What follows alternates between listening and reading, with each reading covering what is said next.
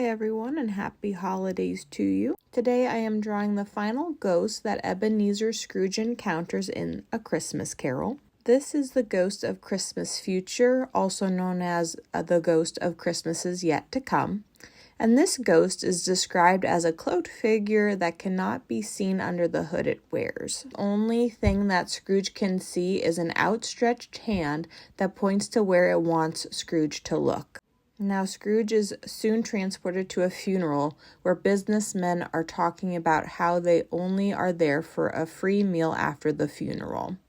And this person that was deceased clearly was not admired or loved. The ghost of Christmas Future then leads Scrooge to an unfortunate area of the city where people are selling the wares of the disliked dead person.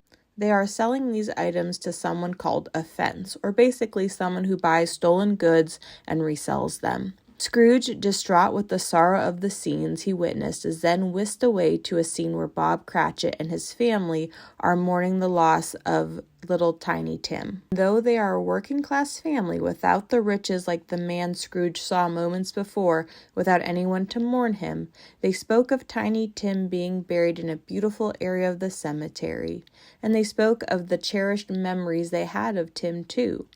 From there, the spirit of Christmas Future reveals a lonely, forgotten grave, and as Scrooge gets closer to the engraving on it, he sees his own name written in that cold stone, and Scrooge begs the spirit to give him another chance.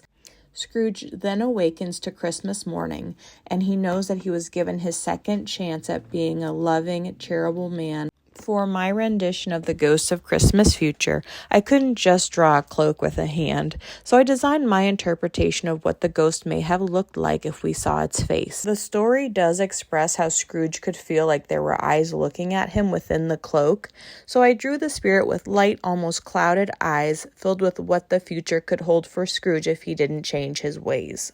I wanted her to have that ethereal, otherworldly presence that was hauntingly beautiful.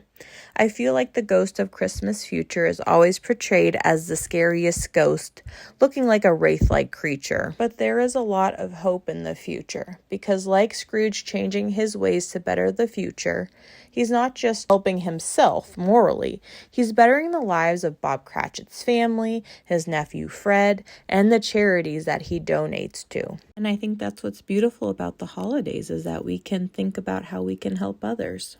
I hope you enjoyed my Christmas Carol series. Please feel free to like, comment, and subscribe down below, and let me know what your favorite ghost was from this series.